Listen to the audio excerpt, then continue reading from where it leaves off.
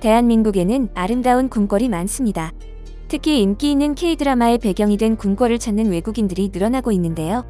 이제 궁궐은 단순히 역사적 장소로서의 궁이 아닌 현대인에게 과거와 현재를 이어주는 의미로 재해석되면서 더 많은 사람들이 찾고 있죠. 특히 외국인 관광객들은 대부분 한복을 입고 고궁을 방문하는데요.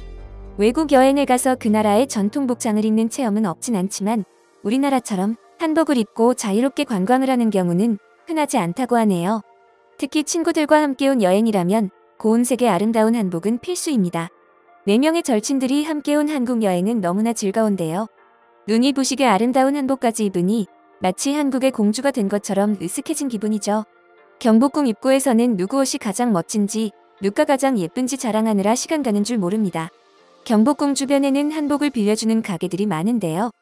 한국에 관광 온 외국인들은 취향에 따라 자신에게 어울리는 한복을 고르고 입는 과정까지 촬영해 남겨둘 정도로 한복 쇼핑이 너무 즐겁다고 합니다.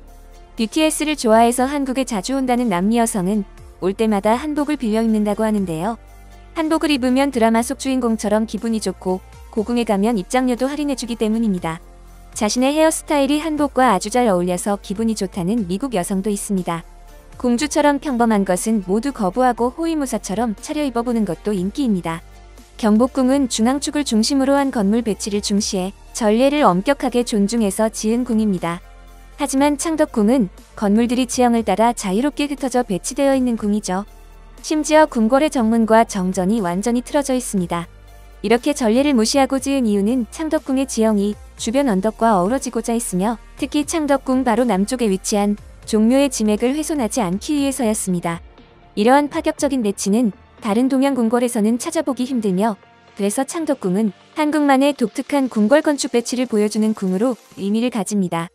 유네스코 세계문화유산에도 등재된 창덕궁은 산자락과 주변 지형에 따라 건축물과 자연이 조화를 이루어 친근하면서도 아름다운 궁궐이 만들어진 것입니다.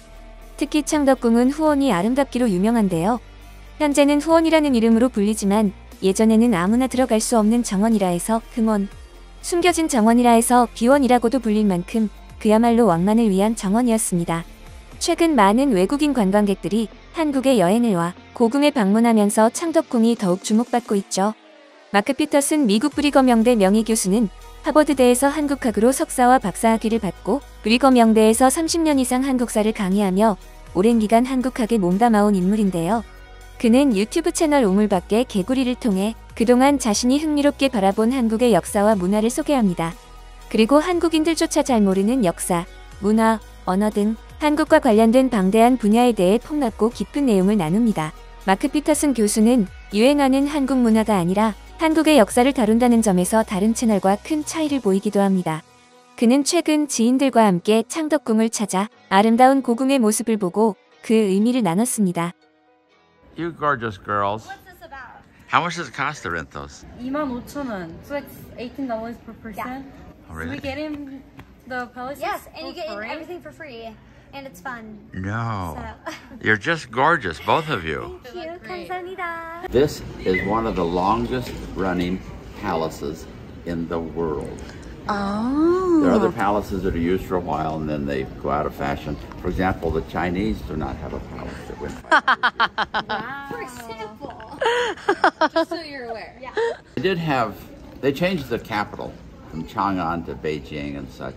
And the Japanese changed their capital. Well, the Koreans changed their capital too. But anyway, this is a long-running capital dynasty. This palace was used for like 500 years. Yeah. And it was set up perfectly. The dynasty was set up perfectly, but they didn't end perfectly. But no dynasties end perfectly. I mean, dynasties fall because they fall. It was set up on principles of Confucian government. Like Gates says, benevolent government. They look like little tombstones, don't they? Yes. They're status markers. And this is number 9 as the lowest status. And then 8, 7, 6, 5, 4. And when you get to 3, there's a 3A and a 3B, a 3 junior and a 3 senior. So there are 9 ranks, but really there's a 9A and B, 8A and B too. So there's 9 ranks, but there are really 18 ranks. So the reason these posts are out here is this is where officials will line up. Got it. When there's an official thing with the king. Yeah, that makes And sense. so picture men in their beautiful hanbok Men in power. out here, lined up according to their ranks, you know, and their status. And there's a Korean word, you probably haven't picked this up yet, but you learn it in sort of Korean 102 maybe. And that is a Korean will refer to another Korean as a yangban. Yangban means a high official, a gentleman, a nobleman. And what it literally means, yang means two, and ban means the two ranks. So if you talk about somebody being a yangban, you're saying you're either a civil or a military official. So there's living culture that comes out of this today still. Oh, I think that's fun. 정구품. Yeah. 교수님, so that's 인정궁? Well, yeah. What does it say? 인정궁. 인정궁. And is that like the main main building that the king had like a king stayed or king lived? They didn't live here. Okay. This is just where the king would hold court, have official meetings. Okay. Yeah. And all of the business, you know, one-on-one and discussing things with a small group, that was all in the inner court. Okay. Okay. 교수님, how many times do you think you've been here?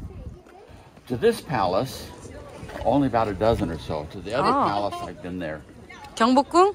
Gyeongbokgung, I've been there 50, maybe 100 times. Chloe and Audrey say they like this one better, right? I like this one better. Yeah. Do you? Yeah. Why?